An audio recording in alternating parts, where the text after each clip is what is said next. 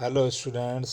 आज हमारा टॉपिक है वैदिक पॉलिटी। नेक्स्ट हमारा टॉपिक हड़प्पा सभ्यता का नगरीकरण और उसके पतन के बाद नेक्स्ट टॉपिक वैदिक पॉलिटी एंड इकोनॉमी।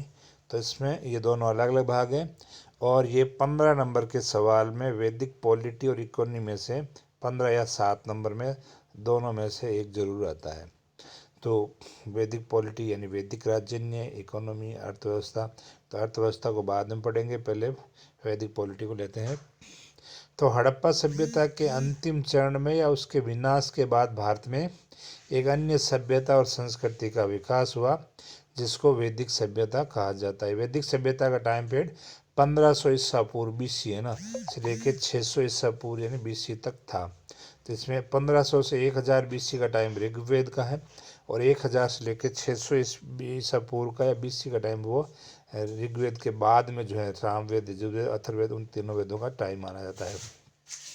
तो ये वैदिक सभ्यता का काल था। इस सभ्यता की जानकारी हमें वैदिक साहित्य से मिलती है, यानी वेदों से, और बाकी जो वैदिक साहित्य मैंने पढ़ा था उनसे, है ना। इस सभ्यता और संस्कृति के संस्थापकों को जो है ऋग्वेद में आर्य कहा गया। आर्य हमने पहले चर्चा की थी आर्यों के बारे में कि इसके अलग अलग तर्क है, ये मूल रूप से कहाँ के रहे होंगे वगैरह, तो वहाँ हमने बात की थी। तो आर्य संस्कृत भाषा का शब्द है जिसका अर्थ होता है सुसंस्कृत या कुलीन अथवा श्रेष्ठ, यानी कि ये मनुष्य की नस्ल है सबसे अच्छी पृथ्वी पे, सबसे बेस्ट, जो जिसके लिए आर्य शब्द काम में ले गया। इसी का हिंदी अर्थ हो गया कुलीन, श्रेष्ठ या सुसंस्कृत। कुछ विद्वानों की मान्यता है कि संभवतः भारत के मूल निवासियों के विरुद्ध अपनी श्रेष्ठता सिद्ध करने के लिए ही भारत में प्रवेश करने वाले इन लोगों ने अपने लिए आर्य शब्द का प्रयोग किया था। तो ये विद्वानों ने राय दी है कि इसलिए इन्होंने अपना नाम आर्य दिया होगा। भारत के मूल निवासियों के लिए इन्होंने दस्यु या दास आदि शब्दों का प्रयोग किया, यानी आर्यों ने खुद को आर्य कहा और जो भारत में पहले रह रहे थे लोग, जब वो यहाँ पर आक्रमण किया तो उन लोगों को दस्यु या दास शब्द उनके लिए प्रयोग में किया। भारतीय सभ्यता और संस्कृति के एक निश्चित स्वरूप को बनाने में आर्यों की महत्वपूर्ण योगदान रहा। तो भारत की जो सभ्यता है, संस्कृति है हमारी, उसका जो बनाने की जो है बनाई गई है, वो आर्यों की महत्वपूर्ण उसमें भूमिका है। भारतीय सभ्यता और संस्कृति का सुंदर स्वरूप मूलतः आर्यों के कठिन परिश्रम और साधना के फलस्वरूप ही बन पाया। तो आर्यों के मेहनत से, परिश्रम से, साधना से जो भारतीय संस्कृति, इसका निर्माण हुआ। तो अब हम हमारा फर्स्ट टॉपिक शुरू करते हैं, राज्य व्यवस्था या राजन्य में अरेंजमेंट ऑफ द गवर्नमेंट। तो इसमें पहले लेते हैं आर्य जन।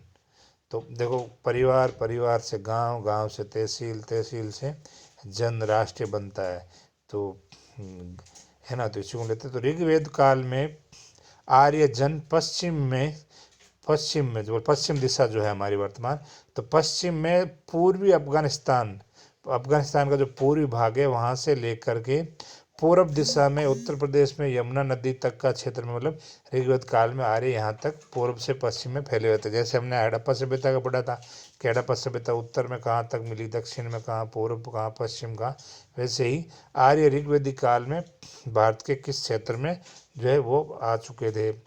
उत्तर में जो है कश्मीर एवं हिमालय की तलहटी, तो यहाँ तक आर्य पहुँच चुके थे। और दक्षिण में जो है ये आधुनिक जो है सिंध और राजस्थान के उत्तरी भूभाग तक आर्यों जो है बस चुके थे। दक्षिण पूर्व में जो है पूर्वी राजस्थान और यमुना और विंध्य पर्वतमाला जो है मध्य प्रदेश वाली विंध्य पर्वतमाला के बीच के क्षेत्रों तक ये आबाद हो चुके थे, यानी यहाँ तक ये बस चुके थे। यह संपूर्ण भूखंड आर्यों के अधिकार में होते हुए भी एक राजनीतिक इकाई के रूप में नहीं था। मतलब ये पूरा क्षेत्र उत्तर, दक्षिण, पूर्व, पश्चिम जो हमने बात की, यहाँ तक का पूरा क्षेत्र आर्यों के पास था, लेकिन किसी एक आर्य कबीले के अधीन नहीं था। बहुत सारे आर्य कबीले या जन थे, है ना। तो पूरा भूखंड एक किसी सत्ता के अधीन नहीं था। यह समस्त आर्य जाति अनेक जनों यानी कबीलों में बटी हुई थी। अनेक कबीलों के लिए जन शब्द का प्रयोग किया गया, उसमें बटी हुई थी। और प्रत्येक जन का अलग नेता था या राजा होता था। तो इस कबीले का या जन का अपना अपना नेता होता था, जिसके लिए हम राजा शब्द का प्रयोग करते हैं, वो था। तो इसके परिणाम स्वरूप इस भूखंड में अनेक छोटे बड़े राज्य थे। कहने का मतलब है इस पूरे क्षेत्र में अनेक छोटे बड़े आर्यों के राज्य थे, जो आपस में, यानी आर्य आर्य आपस में लड़ते थे, या अन्य मतलब अनार्य, मतलब आर्य आर्य भी लड़ते थे और आर्य अनार्य भी आपस में युद्ध में बीच व्यस्त रहते थे।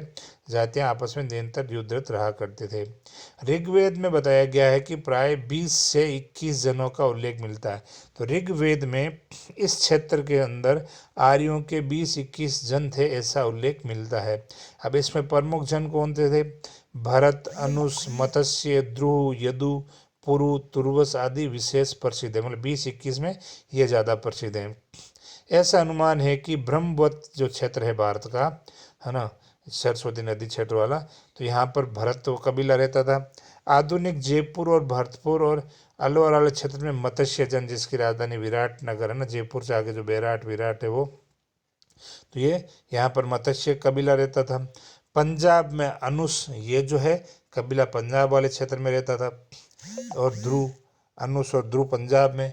दक्षिण पूर्व में तुर्वस जो है कबीला वो रहता था।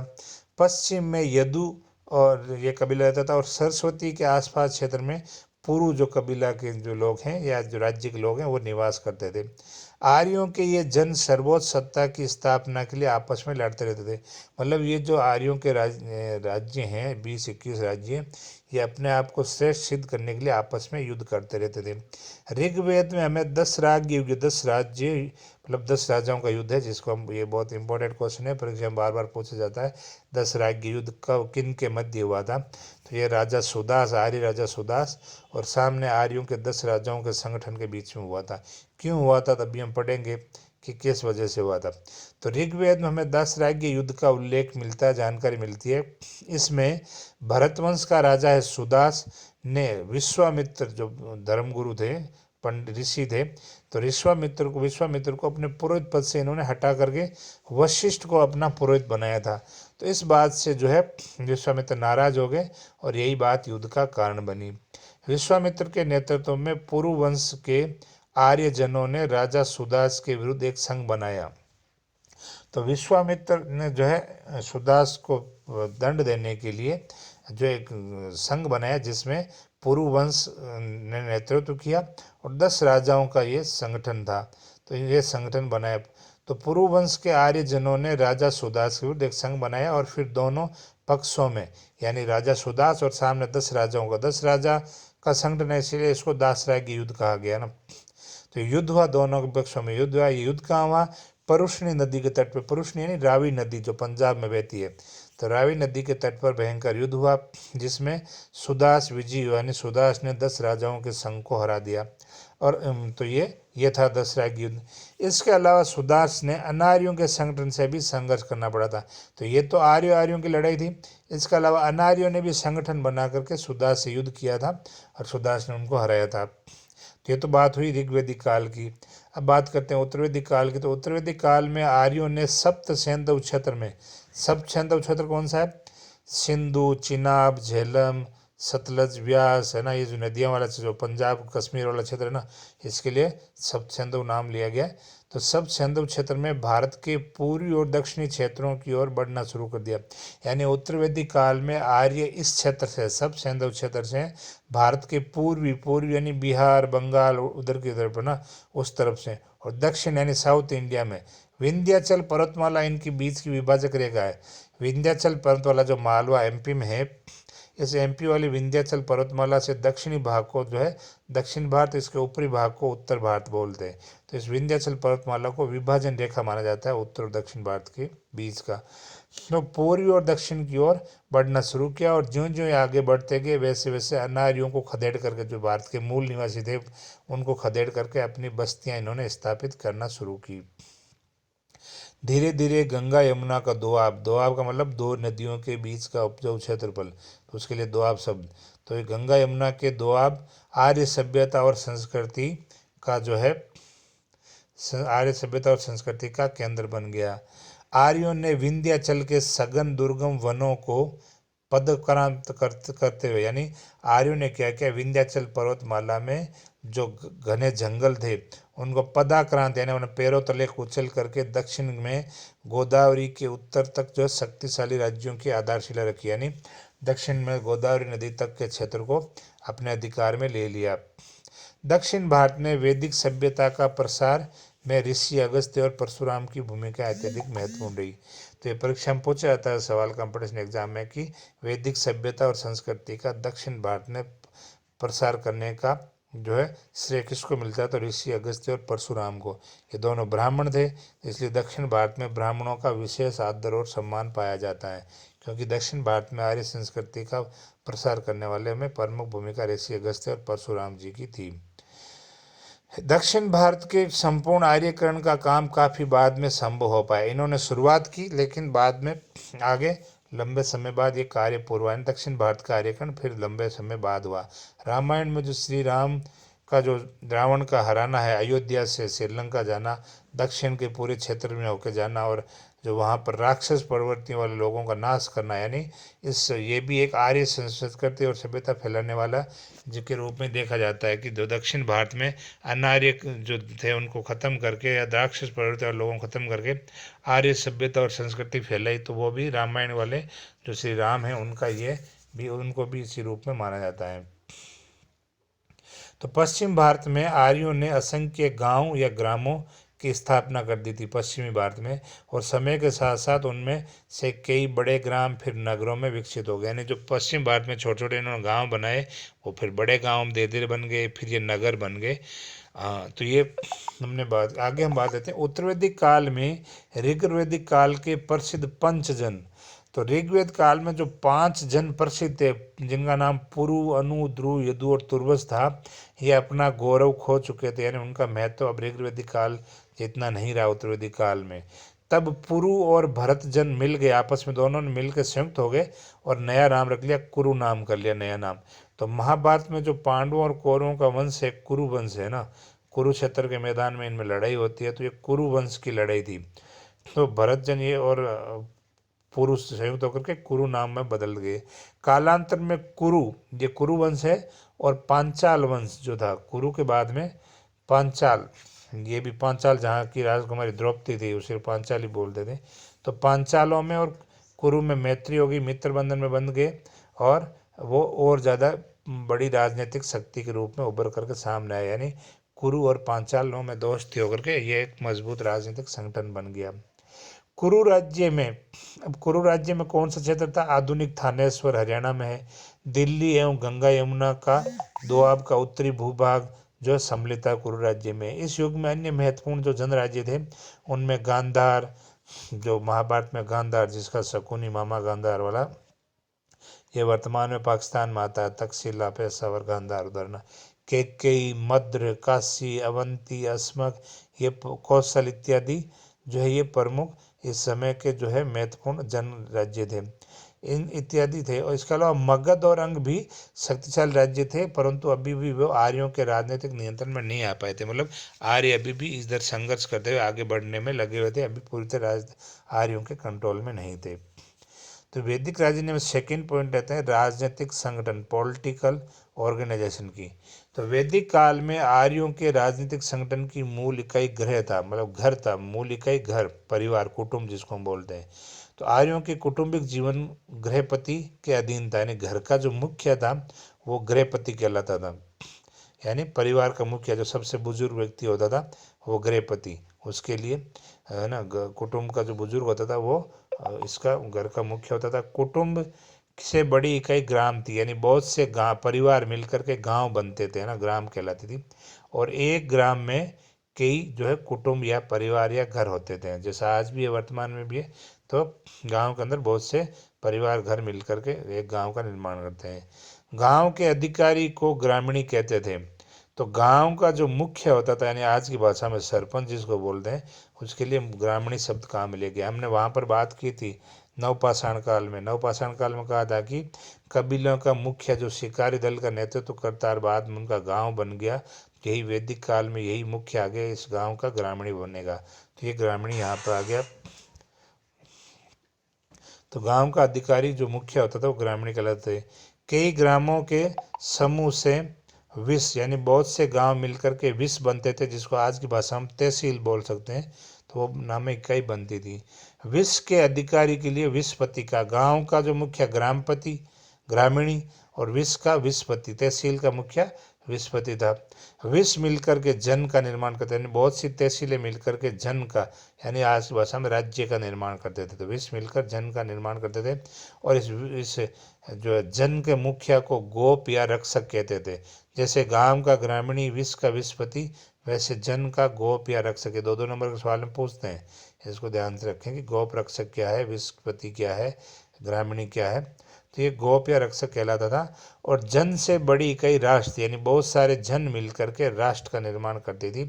उसकी अधीनता में जनों के विभिन्न राजा लोग शासन करते थे, यानी राष्ट्र का जो मुखिया होता था उसके अधीन, जैसे आज भी मान लो कि राष्ट्रपति या प्रधानमंत्री के अधीन जो हमारे स्टेट हैं, जो है ना, वो राज्य हैं, वो जैसे मुख्यमंत्री के अधीन वो शासन करते हैं, वैसे ही ये था, ये है ना। तो उस प्रकार से जो राष्ट्र का जो मुखिया होता था, राजा होता था, उसके अधीन या प्रांतों के शासक उसके अधीन शासन करते थे। ऋग्वेदिक काल में जन बहुत छोटे और प्राय अव्यवस्थित होते थे।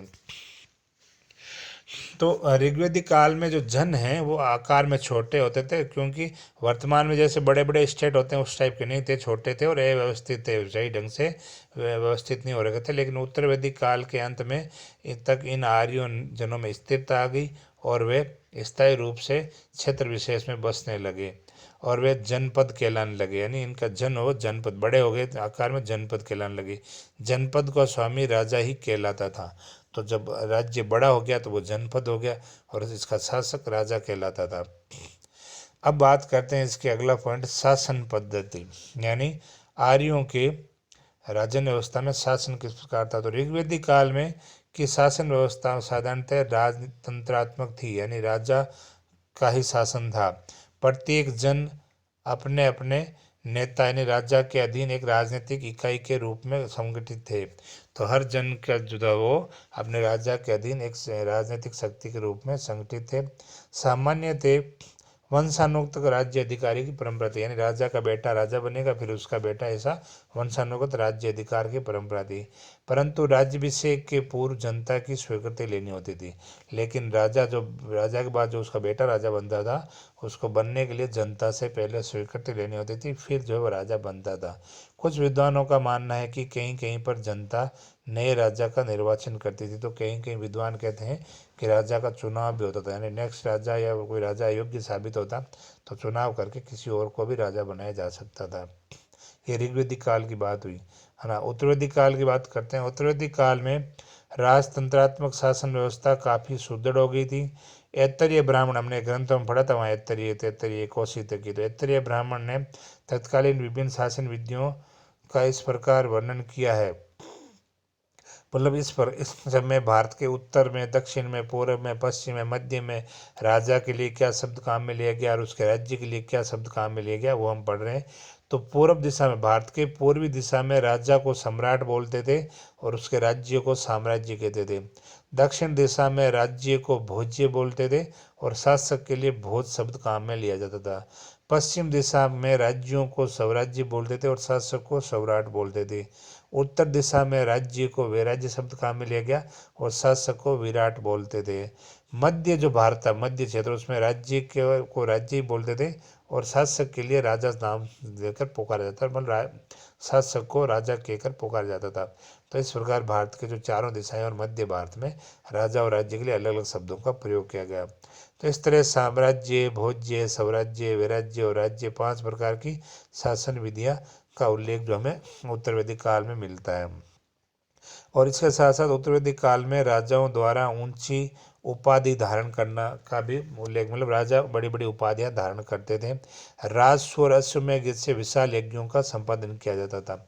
अश्वमेध यज्ञ जिसमें घोड़े को छोड़ दिया जाता था, पीछे राजा की सेना चलती थी और दूसरे राज्य में प्रवेश करता है, घोड़े को कोई रोकता नहीं, तो मतलब उस राज्य ने अधीनता मान ली, और रोकता तो मतलब पीछे सेना से युद्ध करना पड़ता, तो वह अश्वमेध यज्ञ होता था। राजस्व यज्ञ भी राजा को अपने आन बान शान दिखाने का प्रतीक था। ये तो यज्ञ हम होते थे। तत्कालीन साहित्य में राजाओं के अपार धन और बल का उल्लेख मिलता, तो उस समय के जो ग्रंथ हैं उत्तर वैदिक काल के, वो बताते हैं कि उस समय राजाओं के पास अपार धन था और बल था। इस समय बड़े बड़े राज्य स्थापित हो चुके थे। मतलब ये जो राज्यों का आकार है वो बड़ा हो गया और इन राज्यों के राजा अपार शक्ति और साधन से संपन्न थे।